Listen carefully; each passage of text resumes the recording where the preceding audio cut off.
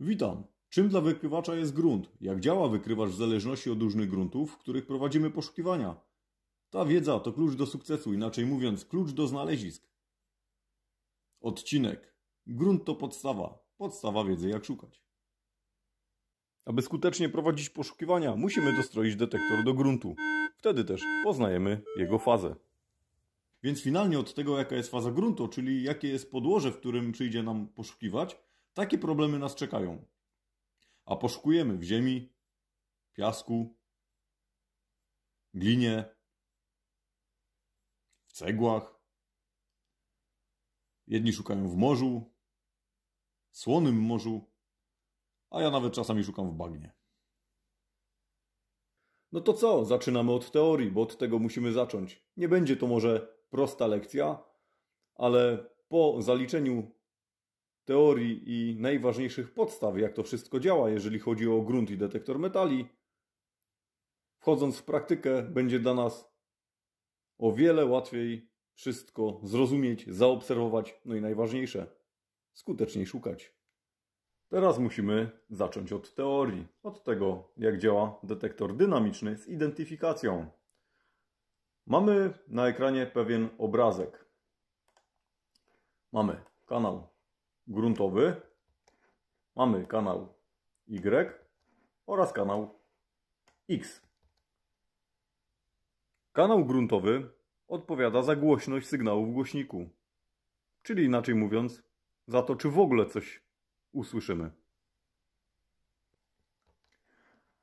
A kanał X oraz Y, ich wypadkową jest to, co słyszymy jako ton oraz ID. Jeżeli mowa o wykrywaczach tylko i wyłącznie statycznych, pseudostatycznych, czyli działających w all-metalu, to są wykrywacze, które działają tylko w kanale gruntowym. Jeżeli dostroimy perfekcyjnie wykrywacz do gruntu, mamy ładną, czystą linię sygnału wiodącego. Nie mamy żadnej zmiany. Kanał gruntowy odpowiada za to, aby nie było słychać sygnałów od gruntu po perfekcyjnym dostrojeniu.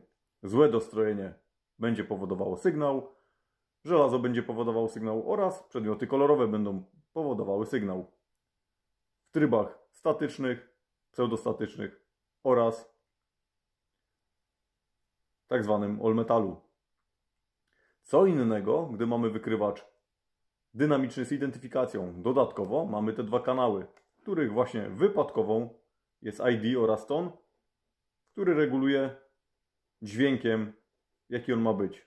Czyli tonem, na przykład na żelazo lub kolor. To tyle z teorii takiej wstępnej, bardzo szybkiej, tylko po to, aby z czasem, mówiąc o gruncie, własnościach różnych gruntów i tego, co się dzieje po dostrojeniu, żebyśmy mogli po prostu zaobserwować na tym schemacie. Grunty. Grunty, a skala ID naszych detektorów. Zobaczcie, mamy skalę 0 plus 90 minus 90 oraz to, jak właśnie działa ID naszych detektorów. Od minus 90 coraz bardziej rośnie przewodność przedmiotów, a od minus 90 coraz bardziej maleje ich własność magnetyczna. Grunt, a skala ID naszych detektorów praktycznie się pokrywa. Bo właśnie ta faza gruntu, która pojawia nam się w detektorze, tu na przykład minus 87, minus 86, odpowiada dokładnie miejscu na ID. Z kanału gruntowego, który wcześniej z teorii poznaliście, wynika to, że po dostrojeniu do gruntu właśnie tej części nie słyszymy. Wykrywacz wskazuje wszystko, słyszymy na głośniku wszystko inne, aniżeli tą część, którą dostroiliśmy do gruntu. Grunty mogą być jednolite, czyli może być grunt tylko i wyłącznie magnetyczny, bez własności przewodzących. Może być grunt magnetyczny z własnościami przewodzącymi. Grunt może być coraz bardziej przewodzący o mniejszej własności magnetycznej, aż do gruntów ciężkich, typu grunt tak zwany salt, czyli plaża morska, słona woda. To są grunty przewodzące, praktycznie tylko i wyłącznie przewodzące, które są na plusowej części skali naszej ED i odpowiadają folii. Są niczym innym dla wykrywacza, jak cienką folią. I możemy to na przykład zasymulować płytą kompaktową, płytą CD, lekko napyloną, delikatnie napyloną cienkim aluminium. Możemy zasymulować grunt słony. Także grunty jednolite to są takie, które mogą być całkowicie magnetyczne oraz coraz bardziej przewodzące, aż do gruntów przewodzących. Grunty niejednolite to są grunty problematyczne, bo zawierają w sobie wszystko, wiele różnych kamieni, różnych innych elementów, które cały czas zmieniają ich własność i nie ma detektorów, które by się w tych gruntach odnalazły. Na razie wracamy do gruntów jednolitych. Mineralizacja. Ciężki temat ogólnie, bo wszyscy mówią o mineralizacji gruntu, ale tak naprawdę każdemu ciężko wytłumaczyć kolejnej osobie, o co tak naprawdę chodzi w tej definicji. Zobaczcie, jeżeli stroimy detektor do gruntu, wychodzi nam faza gruntu minus 87, ale odpowiedź gruntu, jest bardzo słaba, oznacza to, że będziemy pracowali w miarę przyjemnym gruncie. Ale może się również okazać, że grunt też będzie wskazywał fazę minus 87, ale odpowiedź będzie bardzo mocna. Odpowiedzi my niestety nie uzyskamy, nie dowiemy się, że grunt może być ciężko zmineralizowanym gruntem. Możemy to fizycznie zobaczyć w bardzo prosty sposób. Wystarczy wziąć magnes, pojeździć trochę po tym gruncie. Jeżeli do magnesu przykleiło się bardzo dużo różnych kawałków ziemi, co oznacza, że ten grunt zawiera bardzo dużo hematytu, oznacza, że ten grunt jest zmineralizowany. I prowadzenie poszukiwań w tego typu gruncie będzie niestety miało taką konsekwencję, że przedmioty bardzo słabo przewodzące, kolory, mogą niestety bardzo mocno uciekać w stronę żelaza, a nawet może dochodzić do tak skrajnych sytuacji, że nawet bardzo drobne, kolorowe przedmioty leżące na powierzchni mogą być wskazywane jako żelazo, bo grunt jest bardzo mocno zmineralizowany, pomimo tego, że pokazuje minus 87. Na czym polega poprawne dostrojenie do gruntu detektora? No właśnie na tym, że my mamy otrzymać pewną informację. Jeżeli stroimy detektor do gruntu i mamy informację, fazę gruntu minus 87, no to znaczy, że pracujemy w gruncie, który ma fazę minus 87. Jeżeli po dostrojeniu detektora mamy na przykład minus 80, to nie znaczy, że źle dostroiliśmy detektor. Tylko grunt jest bardziej przewodzący. I już w bardziej przewodzącym gruncie będziemy prowadzić nasze poszukiwania. Jeżeli stroimy detektor do gruntu na słonej wodzie, dostaniemy odpowiedź jakąś plusową, że faza gruntu jest plusowa, czyli przychodzi nam pracować na gruntach przewodzących. Część bagien i torfowisk również może dać odpowiedź plusową, że detektor pracuje na gruncie przewodzącym. Także jeszcze raz, jeżeli stroimy wykrywacz do gruntu i otrzymujemy jakąś informację z fazy gruntu, inną niż minus 87, to nie znaczy, że źle dostroiliśmy detektor do gruntu. Po prostu otrzymujemy informację, na jakim gruncie przychodzi nam pracować. Czym bardziej przewodzący, tym bardziej w kierunku plusa przesuwa się faza gruntu. Także już teraz wiecie, że piasek piaskowi może być nierówny. To, że kolega chodzi po piasku, to nie znaczy, że nasze ustawienia będą dla niego dobre.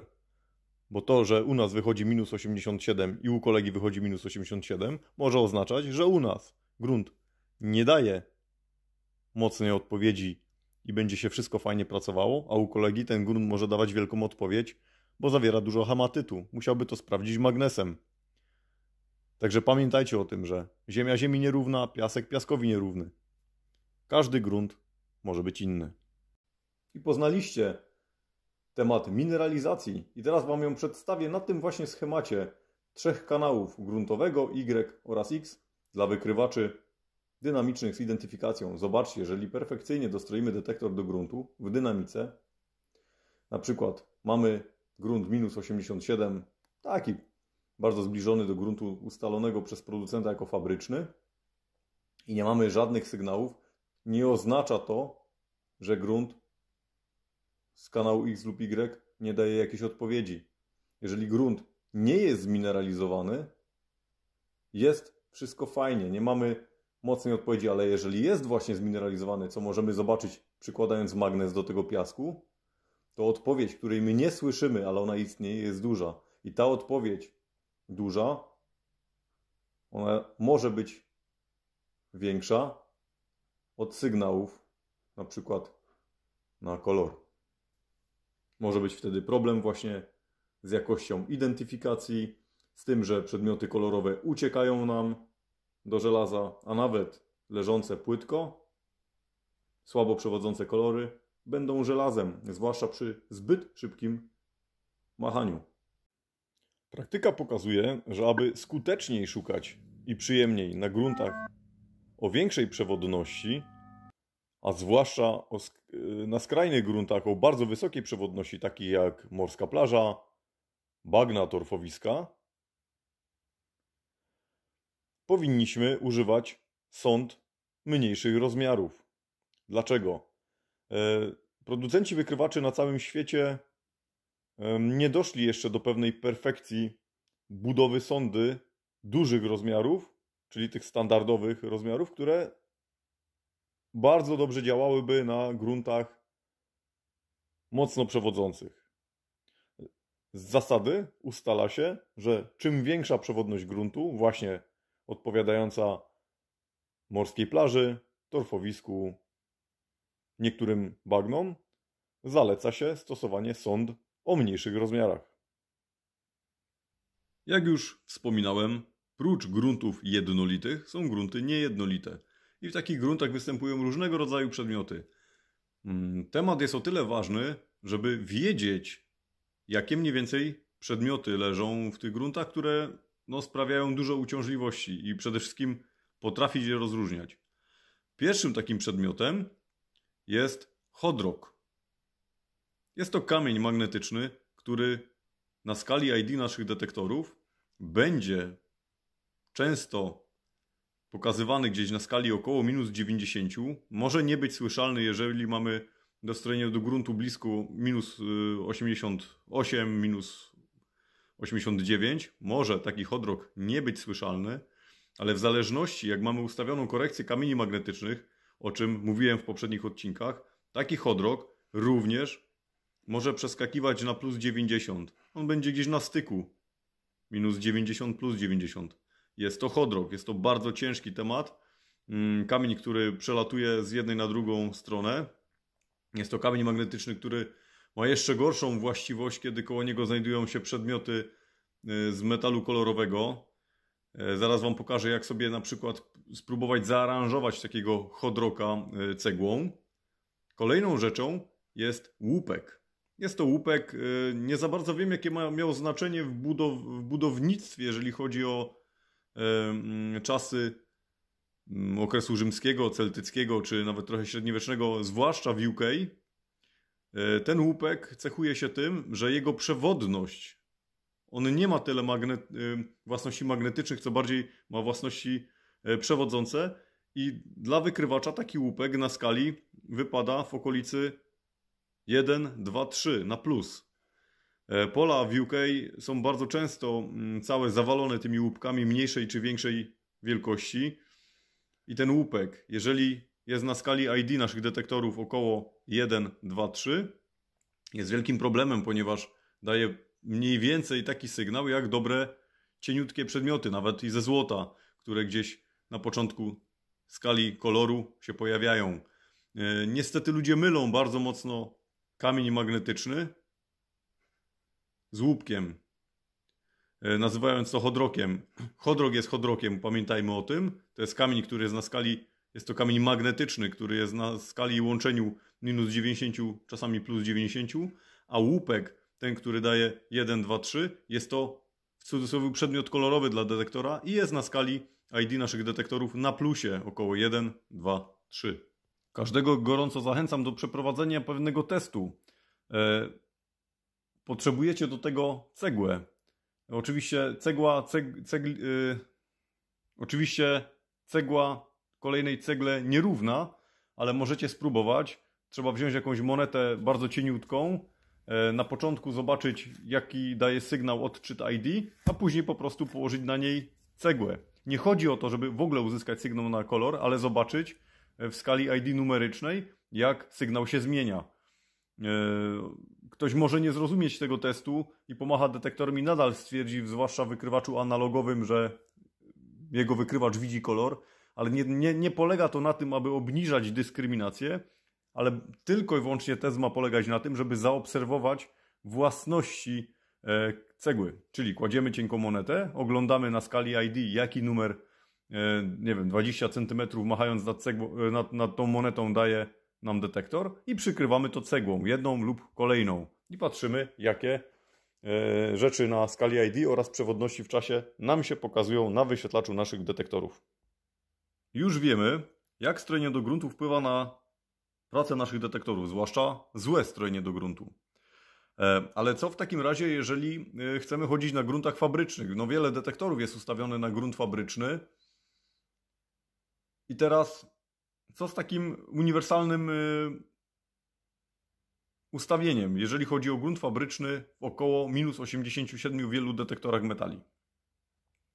Jeżeli mowa tylko i wyłącznie o kanale statycznym, pseudostatycznym, czyli tak zwanym all-metalu, po włączeniu detektora i chodzeniu na strojeniu, czyli gruncie fabrycznym, może się okazać, że grunt akurat będzie bardzo zbliżony do gruntu tego fabrycznego, ta wartość będzie zbliżona i sygnał wiodący nie będzie ani zanikał, ani wzrastał, będzie wszystko dobrze działało.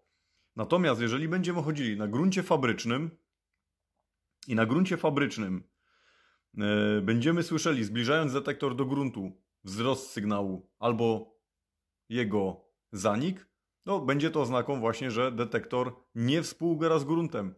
I w kanale all-metalowym, czyli w statyku lub pseudostatyku, no będziemy sygnał od gruntu słyszeli taki, jakbyśmy na przykład znaleźli hełm na około metrze, a nawet i głębiej.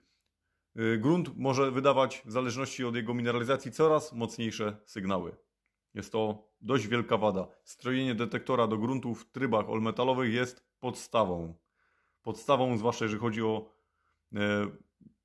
przyjemność pracy i zasięgi. Kolejną rzeczą jest, tak jak pokazywałem, ustawienie gruntu na przykład fabrycznego w trybach dynamicznych. No, również może się to pojawić i objawić pojawieniem sygnału, nawet sygnału na kolor w wielu wypadkach od gruntu. Należy wtedy dostroić detektor i zobaczyć, czy wszystko się poprawi. Zasady, jeżeli używamy gruntów fabrycznych, powinno się używać niższych czułości, około 3/4 możliwości detektora. Nigdy przy gruntach fabrycznych nie powinno się stosować maksymalnych ustawień czułości detektorów. Ciekawą rzeczą, i tak chyba naprawdę do końca niezbadaną, bo nie wiem, czy gdziekolwiek ktoś prowadził badania na ten temat, jakieś fizyczne, jest wpływ zbyt wysokiej częstotliwości na grunt. Jak to się objawia? W wykrywaczach, które pracują, mają możliwość pracy statycznej, pseudostatycznej, właśnie all-metalowej, ustawienie zbyt wysokiej częstotliwości, często to jest powyżej 15 kHz, objawia się tym, że pomimo dostrojenia do gruntu, grunt właściwie nadal wydaje, w cudzysłowie, daje dźwięk. Nie jesteśmy w stanie dostroić detektora do gruntu w taki sposób, aby nadal płynnie działał. Obniżając częstotliwość, okazuje się, że wszystko współdziała tak jak ma. Dostrajamy detektor, linia sygnału wiodącego jest perfekcyjna, mamy przyjemność pracy, możemy używać bardzo właściwie skrajnych czułości. Ale jeżeli częstotliwość jest zbyt wysoka, zaczyna się problem. Więc jeżeli mamy zawsze problem ze strojeniem do gruntu, pierwszą czynnością, którą musimy zrobić, to spróbować obniżyć częstotliwość, co najmniej o połowę, jeżeli mamy taką możliwość. A kolejną rzeczą jest obniżenie czułości. I końcowym tematem będzie małe szkolenie, jak przygotować detektor metali do pracy w słonej wodzie, w morzu.